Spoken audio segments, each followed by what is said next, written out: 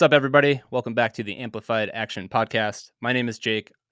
This is Andre. I think he's in this corner. I'm going to try to point in the right direction. I believe Andre is in the corner over there. Um, we're back. Another topic. We're going to be breaking down the topic of working smarter, not harder. And just to kick it off, I'm going to give my take that I don't think it's either or. It's not you work smarter or you work harder. I think they go together. You have to work both smart and work hard, but there's a lot of nuance there, and that's what we're going to break down today. So, Andre, do you have any thoughts to kick us off? Yeah, I think that smart work and hard work are almost two different categories of work. A lot of smart work has to do with like high intelligence leveraged activities. It could be something like planning, or it could be something like creating something, or like writing, recording a video. These are smart work things. Hard work things could be grinding out, 100 emails to prospective clients. Like there's a category difference to me, to be honest. I think it has a lot to do with what's the level of leverage we have when we're working on whatever we're working on. Absolutely. I think leverage is is it a trendy word, and it's such a good word because everything comes from having leverage, and that's working smart. Hard is also a lever you can pull, right? When you're working both smart and hard, that's the way to go. And we have 3 tips on how you can work smarter, not harder, or maybe we can reword that to work smart and hard. The first tip we have is to lean into data collection, and you can't work smart if you don't know what you're going towards and if you don't have anything to measure. Some things are hard to quantify, but I think it's always in our best interest if our interest is having an impact and working smart, getting really clear on the data and what metrics we're tracking and what we want to increase or what we want to decrease is really the foundation to working smarter. Yeah, for sure. Like and even if you can't find something like a quantitative data point, you can measure things qualitatively. Like there's all kinds of different inputs and outputs that we can measure, and a lot of the magic of making sure that we collect the right data is making sure that the data is actually linked from input to output. Because if we don't have the ability to link those, we're going to be spinning our wheels a lot. And the worst thing you can do is optimize by building a system around something that's not actually linked to the output. So we got to avoid that if at all possible. And that's the danger of overthinking it too, which I can point directly at myself because I love overthinking things and I love data, and I've learned my lesson so many times that tracking less is better than tracking more. You can attempt to track all the data, but then it becomes so overwhelming that you just end up not tracking anything. So you really have to hone in on like inputs and outputs, and what does that mean? And inputs are a really good thing to measure too. Like there's a lot of things that are hard to quantify, um, but you can always measure input. You can measure how much time you put in, how much focused time you put in. You can come up with some parameters of something that is more qualitative, and put some parameters around it, and then actually turn it into a little bit more something that you can actually quantify and say, and then you're going to correlate the outputs with it, right? There's so many factors that you're never going to have all the inputs solved because it's data all the way up and down. Like there's inputs every possible way you can do it, but you can at least narrow it down and start to see some correlation, and it builds over time. The more you do this, the more you track, the better it's going to be. Yeah, we have to be making guesses on what the link is, capturing the data to confirm whether the link is there, and then trying to assign probabilities or end up with like an expected value formula of, okay, I really want this output. If I do this many inputs, it's pretty likely to work out the way that I want it to work out. And like the real cycle of how we get really efficient systems is just going through over and over and then making these little tweaks to make sure that we're more and more on target with our correlated inputs and outputs. Yeah, and you said the word probabilities, which I think is my favorite way to look at it because yeah, we can't know for sure. Like nothing's ever Yes, if we completely broke it down to like the physics level, we know there's laws that happen. A causes B, right? But it's not really, you can't you can't get that far down when it comes to something like creative work or something like that. So it really does help to think in terms of probabilities.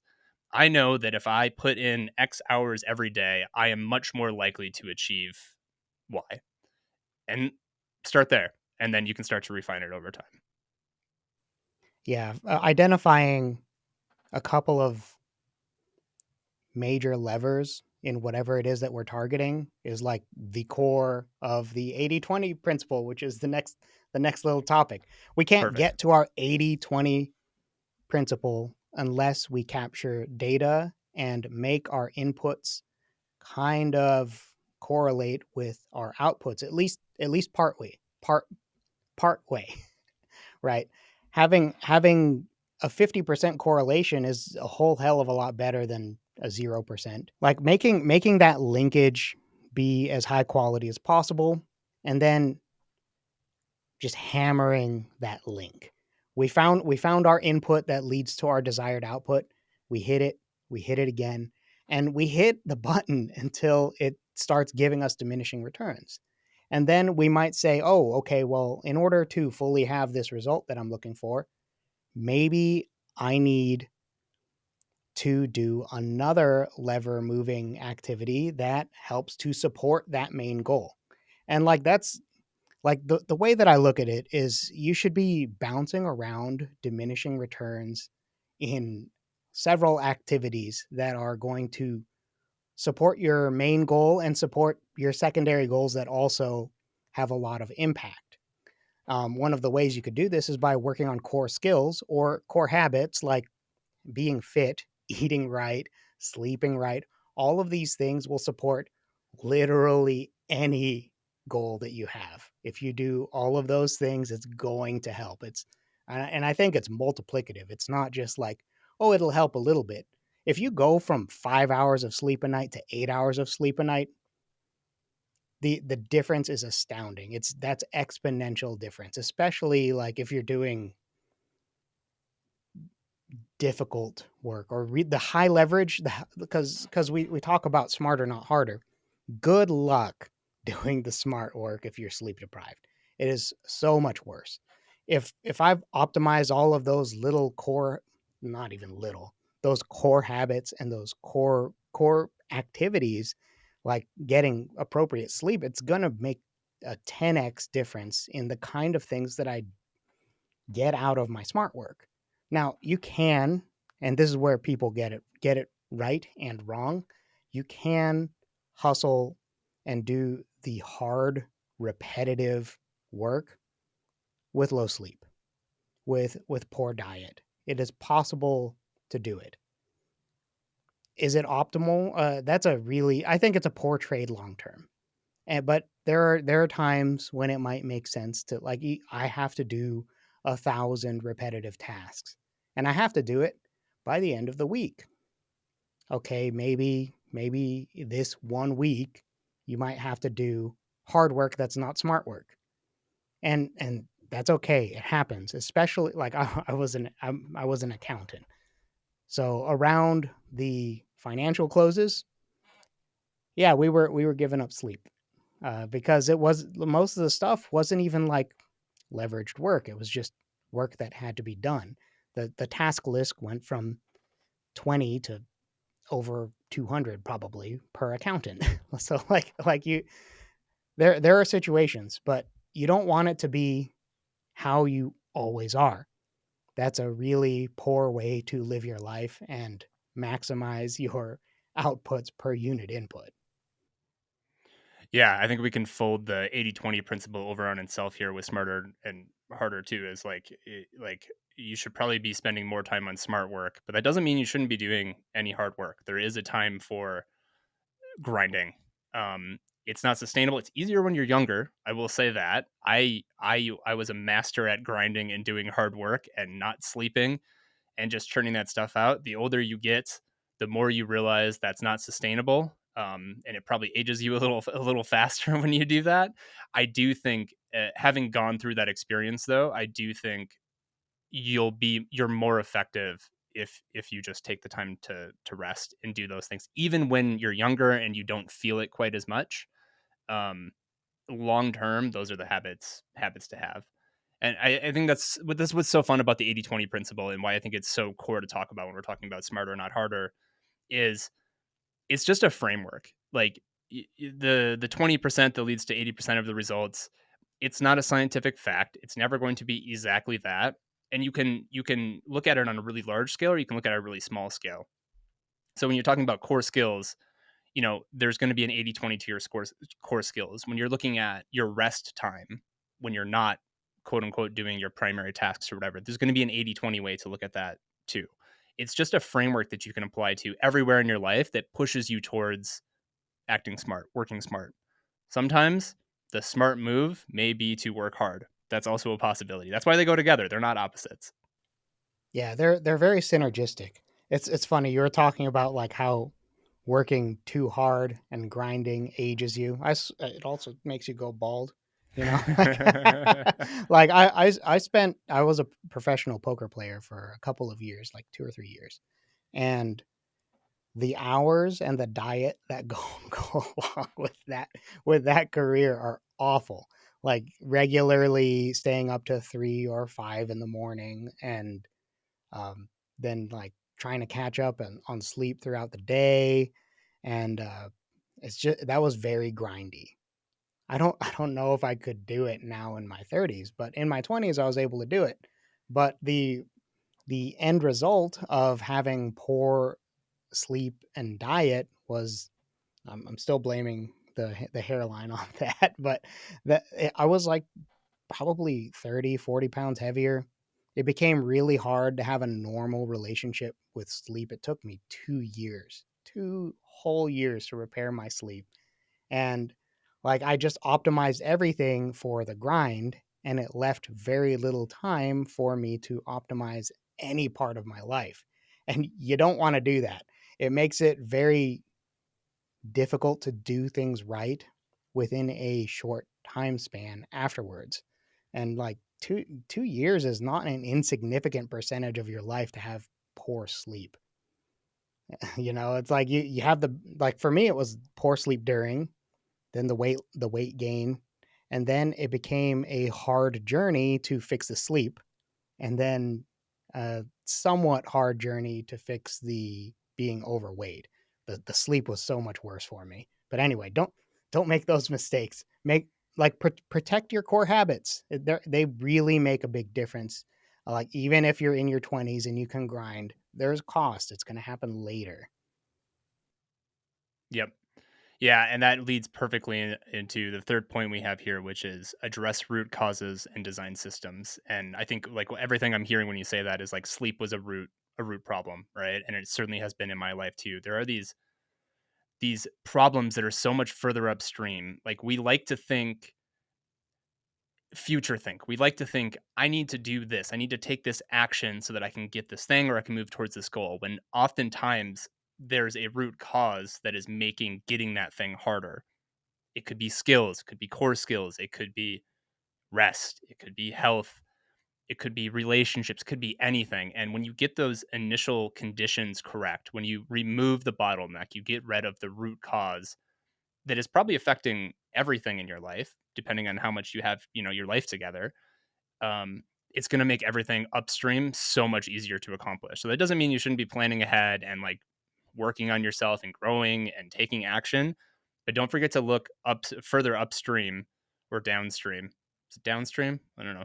It depends on the metaphor. We'll say Stream. it's somewhere in the stream, um, so that things start to flow a little bit easier. Yeah, there's systems to do all kinds of things. There's address the bottleneck. There's remove the root problem. There's making things efficient. There's systems to look at feedback and integrate it into like a cycle of improvement. Like you have to be looking at things critically, and it could look like a flow chart. It could look like a spreadsheet. Like I used to be an accountant, so I put things into spreadsheets and assign probabilities, and I make expected value formulas. Like this is what it would take.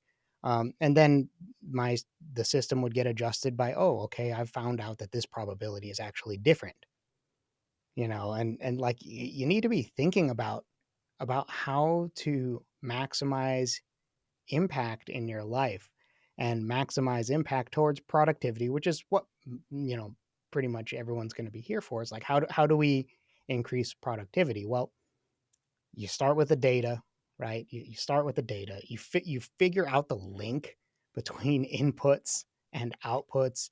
You hammer on the things that are high leverage, right? And then after that, we design our systems to remove bottlenecks, make the bottlenecks wider if there's no way to actually remove it. We can make it more efficient, and we can make sure that we have a system in place to improve our system. Right?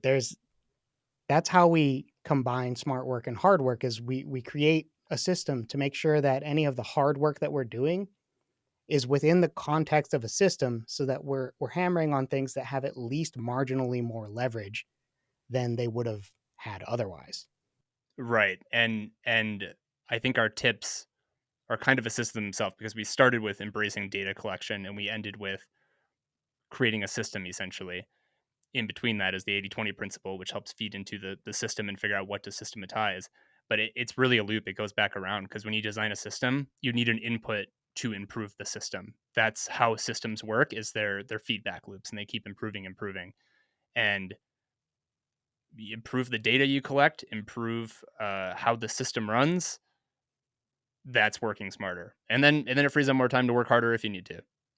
Yeah, exactly. So go do those steps.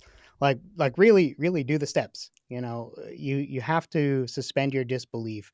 Do a little bit of work on trying to understand what's going on for whatever your goals are. And like you can have many systems working concurrently. You don't have to think about it like my whole life is a system. Make a system for a specific purpose. See if you can take it and generalize it to other things that you want to do. Like make it simple. Come up with a minimum viable option to try it on, and then do it, and then see what happens from there. Right? Yeah, and start small. Have that systems mindset. Start, let that system improve, add another one, see how they connect. Like if you just keep going through that pattern and you're intaking good data to help improve all those systems, like man, give it a couple years, everything is running smoothly. Like that's the mindset that makes it, it gives you time because you're working so smart, and that's what it does. It produces more time. Yep. And that is the goal, folks. Yep, that is the goal. Well, we appreciate you guys, listening to us talk about this. Really, give it a shot, and we really look forward to seeing you in our next episode. Take it easy, everybody.